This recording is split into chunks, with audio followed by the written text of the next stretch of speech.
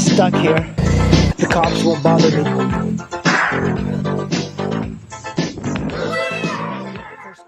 So you might be asking yourself, what happened to my xr650r? Well, I sold it. I actually sold it to a guy that came from New York. I think he drove 5 hours to get it. And I had a bunch of people interested, but I held it for him. Because I mean, if you're going to drive from freaking New York, which is funny because I went to get this 10-ray, I think in the same location that the guy was from, so, and I got it the week after I sold it, so I basically took the money I earned from the XR and I just put it towards the 10-ray. But the xr650r is my favorite motorcycle, I think, of all time so far, especially Hondas. Absolutely an amazing bike. And I sold it because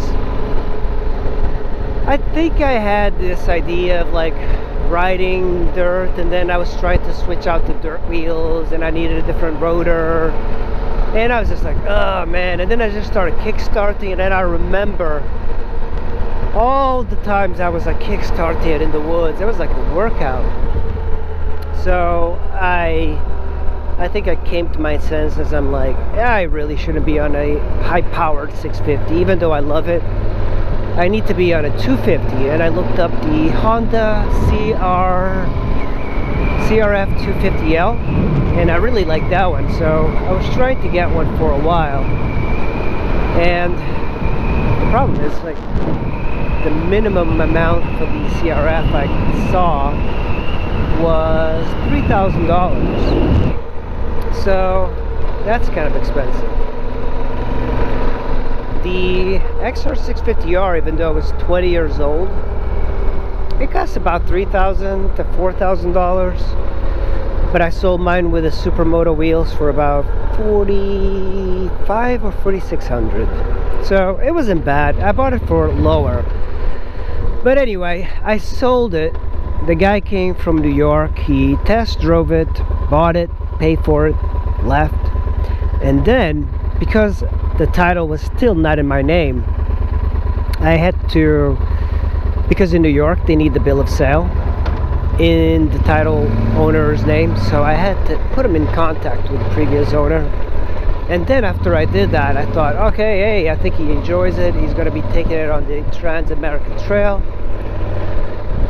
But my mistake was actually linking him to the previous owner, because I think the previous owner told him how much money I bought it for. So after he heard that, he's like, started sending me emails saying, hey, this bike has got tons of problems, man. I overpaid. Do you want to buy the bike back? And he kept asking me if I wanted to buy the bike back. It just seemed rather odd, because he loved the bike when he got it. He was into the bike. He rode it. He inspected it. And then he sent me like some photos of like the rotor had a crack on it, and what else? Oh, the swing arm chain adjuster was missing. But the funny thing is, I previously, when he got it, I actually did a video of the bike and I sent him the video, and that little nut with bolt was still there. So I think he broke and lost that stuff on his own. But I think he was using that, or perhaps even lying about it. I don't think he was lying. I think maybe it developed a crack, which is kind of odd because I never noticed any crack and the bolt was still there. But I think the reality is that he contacted the previous owner, and the previous owner told him how much money I bought it for, and he was upset that he didn't get as a good deal as I got, which I can understand his frustration. But you know, you can't blame people for selling things for more. You know, if you get a good deal, why can't you sell it for more? It's not illegal. And that's the thing with this bike. If I bought it for $4,000, $5,000, and I wanted to sell it for $8,000, that's my prerogative.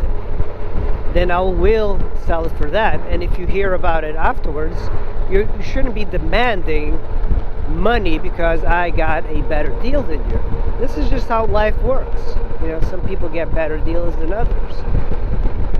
I think I would be disappointed if that was the case, but I would not contact the person and ask him to buy a bike back because I saw that the other guy got a better deal. At one point he decided to ask me for that I need to send him $600 back because the bike is not in great shape. And I mean, I have no idea because he saw the bike. You know, he inspected it. I assume he knew the shape. He rode it. But it's kind of silly. I was being very transparent with him with the bike. I even sent him a video just for him, showing the bike, showing the faults, and then he was disappointed and wanted me to buy the bike back. So that was a little bit odd because I usually don't, you know, I do not con people, and I don't make things up. I don't try to hide things. Like with the Kimco, I have it for sale, but I'll tell people that the gauges are off. The temperature reads high, but I tested the temperature and it seems fine. But of course, with anything used, there are no guarantees. So that's one of the issues with buying anything that's used. You know, you take a little bit of a gamble, and I took quite a bit of a gamble in the Kimco Exciting. Life is a gamble, and I think the good ones make money.